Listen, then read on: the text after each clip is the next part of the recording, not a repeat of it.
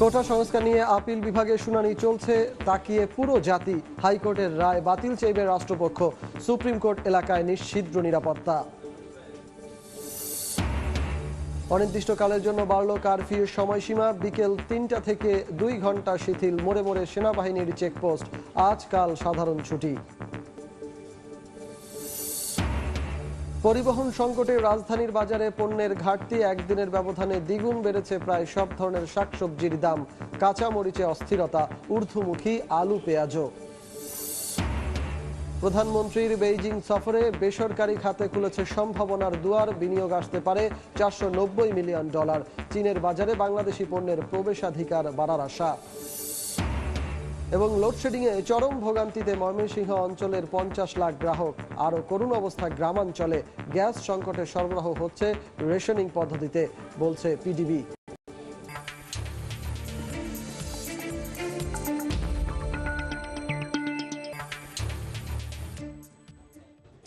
দেখছিলেন শিরোনাম। আমন্ত্রণ জানাচ্ছি দেশ ও দেশের বাইরে অর্থ বাণিজ্যের নানা খবর নিয়ে আমাদের নিয়মিত আয়োজন এ সময়ের বাণিজ্যে। আর আপনাদের সঙ্গে আছি আমি সজল মিত্র রিচার্ড। বাণিজ্যের খবরে যাওয়ার আগে কোটা প্রসঙ্গ। কোটা সংস্কার নিয়ে আপিল বিভাগে শুনানি চলছে। সকাল 10:30টার কিছু আগে শুরু হয় শুনানি। কোটা বহাল রেখে হাইকোর্টের রায় বিভ্রান্তিকর বলে শুনানিতে বলেছেন অ্যাটর্নি জেনারেল। এদিকে শুনানি ঘিরে সুপ্রিম কোর্ট এলাকায় নেওয়া হয়েছে নিশ্ছিদ্র নিরাপত্তা ব্যবস্থা।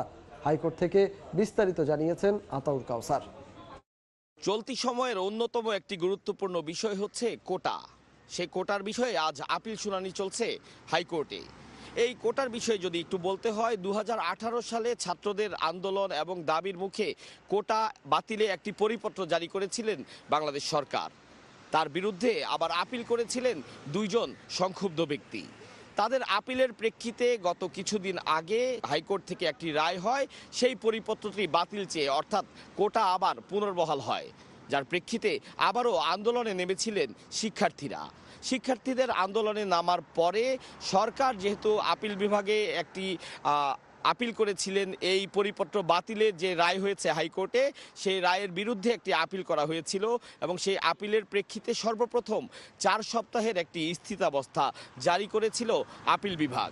যে স্থিতাবস্থার সর্বশেষ তারিখ ছিল আগস্ট মাসের 7 তারিখ। কিন্তু বিষয়টির গুরুত্ব অনুভব করে সরকার পক্ষ আবারও এই আপিল বিভাগের কাছে একটি আবেদন করে যে এই শুনানিটি, অর্থাৎ সরকার যে আপিল করেছিল, সরকার পক্ষ থেকে যে আপিলটি করা হয়েছিল, সেই আপিলটির শুনানি যেন এগিয়ে আনা হয়। এবং সেই আবেদনের প্রেক্ষিতে আজ আপিল শুনানি চলছে। যতটুকু আমরা সর্বশেষ জানতে পেরেছি, কিছু সময় আগে আপিল শুনানিটি শুরু হয়েছে এবং মাননীয় হাইকোর্ট মোট সিনিয়র 5 জন বিজ্ঞ আইনজীবীকে, তারা প্রতি আইনজীবীকে 5 মিনিট করে সময় দিয়েছেন কোটার বিষয়ে তাদের বক্তব্য প্রদানের জন্য। তারপরে যে কোনো সময় আসলে এই কোটার বিষয়ে একটি পরিপূর্ণ সিদ্ধান্ত আসতে পারে হাইকোর্টের কাছ থেকে। আমরা সেটার জন্যই অপেক্ষা করছি। এই মুহূর্তে আমি আছি হাইকোর্টের সামনে। হাইকোর্টের ভেতরে অবস্থান করছেন আমার আরও সহকর্মীরা।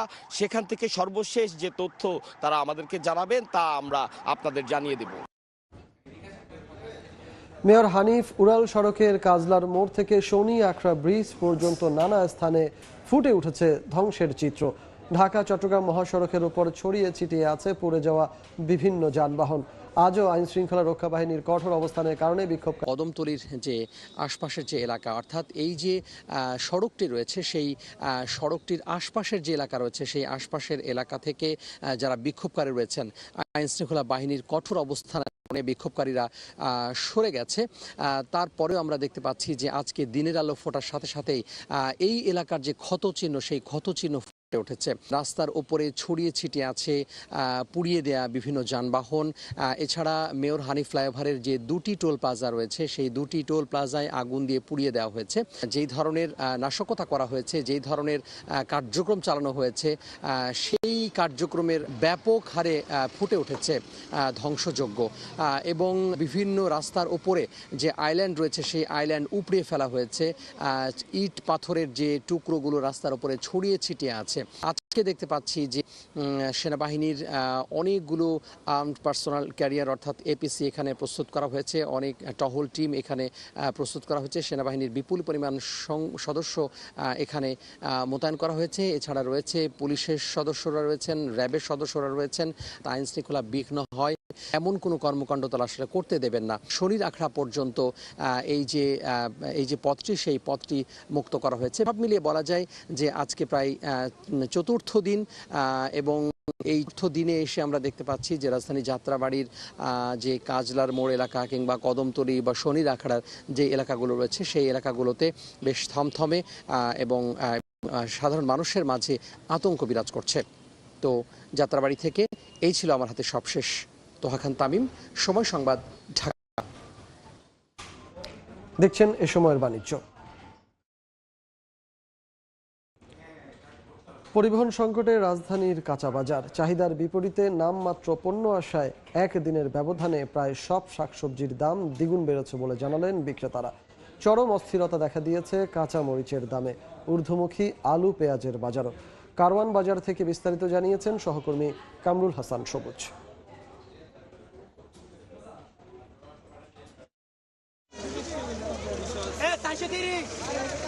আমরা এই মুহূর্তে রয়েছে কারওয়ান বাজারের সেই অংশে যেখানে আড়তদারি করা হয়, অর্থাৎ দেশের বিভিন্ন জায়গা থেকে ট্রাকে করে পণ্য আসে এবং সেখান থেকে আসলে এই বাজার সহ বিভিন্ন বাজারের পণ্য চলে যায়। প্রতিদিন 100 টাকা বাজারে ঢুকলে আজকে সেই তুলনায় 10টা, প্রতি কারণে 50 টাকা বাড়ছে গাড়ি ভাড়া। ক্রেতার উপরে পড়ে এই প্রভাবটা। যেখানে 20 টাকা কেজি নিতে এখানে 30 টাকা নিচ্ছে। মাল যায় আসছে, আপনার লাগবে 4টা, আপনি নিচ্ছেন একটা। পণ্য পরিবহন সংকট কিংবা পণ্যের যে চাহিদা মতো যোগানের ঘাটতি যেভাবেই বলি না কেন, সেই চিত্রটা কিন্তু পেঁয়াজ এবং আলুর বাজারেও দৃশ্যমান। মালই তো নাই আমাদের, গাড়ি তো ঢুকে না। গতকাল পেঁয়াজ বেচছি আপনি 115 থেকে 116 টাকা কেজি, 120 টাকা কেজি। কালকে আজকে বস্তা 100 টাকা বেশি, মাল আইতে পারে না, সমস্যা। গাড়ি ভাড়া ঢাকা 10,000, 20,000 টাকা ভাড়া। পণ্যের সরবরাহ সংকটে পড়ে দামের যে কি ধরনের অস্থিরতা তৈরি হয় তা দেখা যাচ্ছে। এখানে যে মরিচ কেনা বেচা হচ্ছে সেখানে রাত্রে ছিল 2500 টাকা পাল্লা, 500 টাকা কেজি। মরিচের দাম তো সকালবেলা গেছে আপনার 420 থেকে 50 টাকা কেজি, এখন একটু দাম কম চাইতেছে 300 টাকা কেজি। পণ্য সংকটে কারওয়ান বাজারের বেহাল দশার চিত্র বেশ ফুটে উঠেছে সবজি বাজারের এই অংশে। মাল নাই, সব মালের দাম ডাবল। কালকে পটল ছিল 30-35, আজকে পটল 60 টাকা কেজি পাইকারি, বেগুন 120 টাকা কেজি পাইকারি। লাল শাক আজকে 30 টাকা আটে, পুঁই শাক 60 টাকা আটে, 50 টাকা আটে। ভয়ঙ্কর অবস্থা ভাই, এত দাম। চলমান কারফিউতে কারওয়ান বাজারের এই যে মুদিখানার যে গলি, এখানেও আসলে ব্যাপকভাবে প্রভাব পড়েছে। বিক্রেতারা বলছেন তারা দোকান খুলছেন কিন্তু ক্রেতার দেখা পাচ্ছেন না। দোকান খুলে বসে আছে, কোনো কাস্টমার নেই। তেলগুলা কোম্পানিরা কার্টনে এক কার্টনে 30 টাকা 40 টাকা করে বাড়ায় নিতেছে। বাজার তো আসতে হবে, আমাদের তো আর মজুত রাখার মতো এখন নাই। আসলে এটা কেউ চায় না, এই পরিস্থিতি কেউ চায় না। ক্রেতা শূন্য মাছ বাজারে বিক্রেতা। তো আমার কাছে কারওয়ান বাজারের বাজার পরিস্থিতির এই ছিল সকালবেলার খবর। দেখছেন এ সময়ের বাণিজ্য। চলমান পরিস্থিতি ও ইন্টারনেট ব্যবস্থা সচল না হওয়ায় যাত্রা ভোগান্তিতে বিদেশগামীরা। যাতায়াত ব্যবস্থা স্বাভাবিক না থাকায় ফ্লাইটের 2 থেকে 3 দিন আগেই ঢাকায় আসছেন আন্তর্জাতিক রুটের যাত্রীরা। আর ফ্লাইটের শিডিউল বিপর্যয়ে কিছু এয়ারলাইন্সের যাত্রীরা অপেক্ষা করছেন শাহজালাল বিমানবন্দরেই। বিস্তারিত জানিয়েছেন কাজল আব্দুল্লাহ।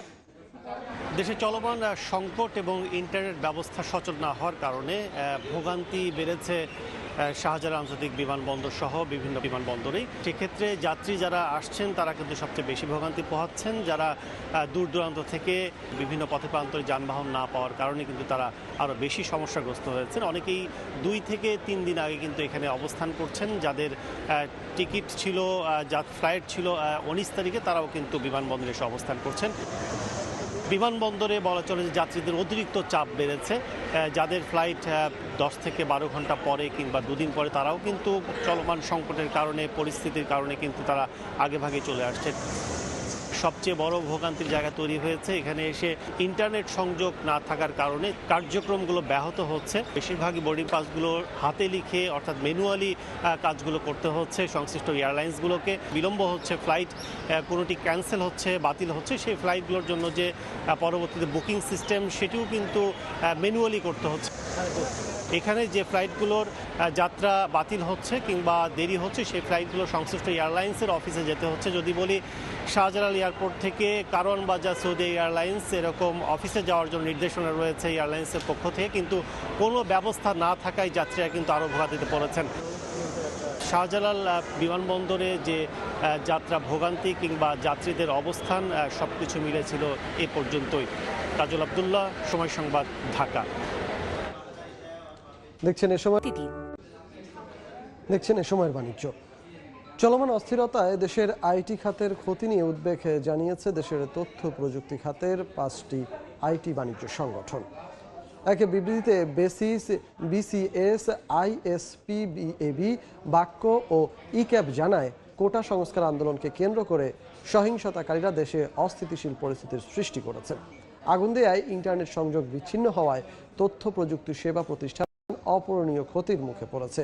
বিপর্যয়ের মুখে পড়েছে রপ্তানিমুখী প্রযুক্তি সেবা। শিল্পের সঙ্গে জড়িত প্রতিষ্ঠানগুলোকে অগ্রাধিকার দিয়ে দ্রুত ইন্টারনেট সংযোগ প্রদানে ব্যবস্থা গ্রহণের অনুরোধ জানায় সংগঠনগুলো।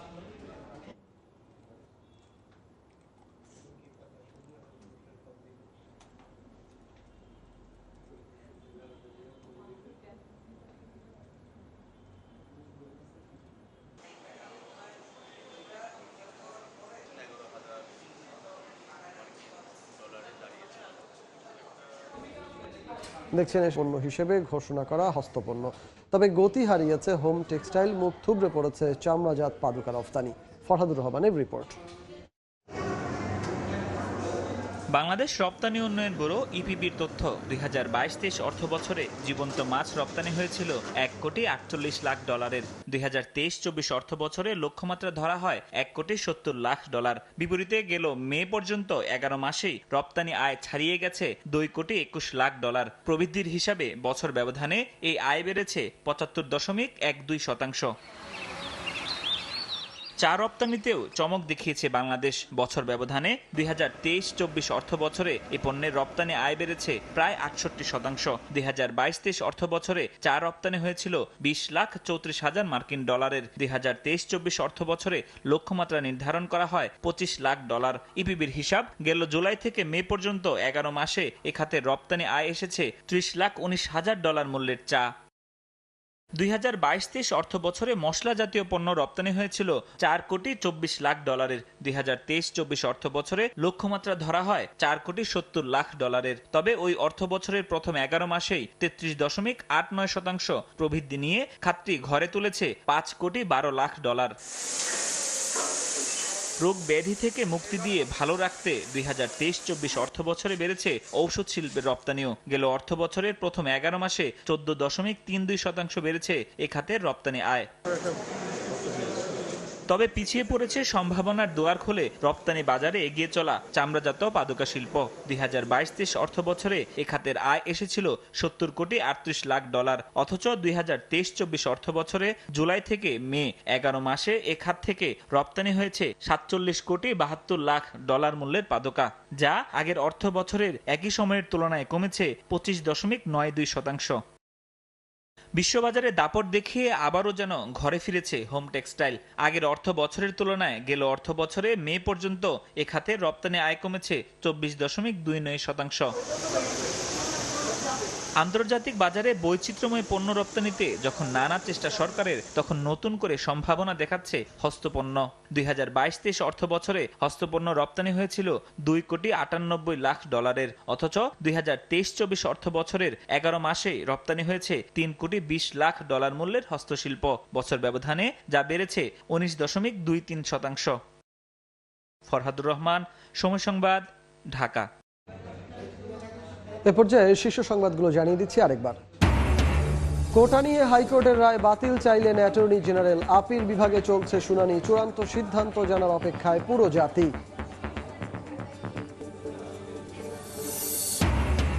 অনির্দিষ্টকালের জন্য বাড়ল কারফিউর সময়সীমা, বিকেল 3টা থেকে 2 ঘন্টা শিথিল। মোড়ে মোড়ে সেনাবাহিনীর চেকপোস্ট, আজ কাল সাধারণ ছুটি। এবং পরিবহন সংকটে রাজধানীর বাজারে পণ্যের ঘাটতি, একদিনের ব্যবধানে দ্বিগুণ বেড়েছে প্রায় সব ধরনের শাকসবজির দাম। কাঁচামরিচে অস্থিরতা, ঊর্ধ্বমুখী আলু, পেঁয়াজও।